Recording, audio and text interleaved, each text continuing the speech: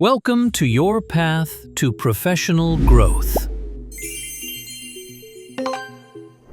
In leadership, the question isn't whether to control or not, it's how much. When oversight goes too high, we cross into micromanagement. Creativity drops, speed slows, people become dependent, and trust erodes. But swing the dial too far in the other direction, and you get the opposite problem. Low oversight leads to confusion, misalignment, and rework. Great leaders operate in the middle. Clear expectations, autonomy with guardrails, regular check-ins, not constant interference. Think of leadership as adjusting the dial. Increase control for new employees, high-risk work, or tight deadlines. Decrease control when people are experienced, the work is routine, or when innovation is needed.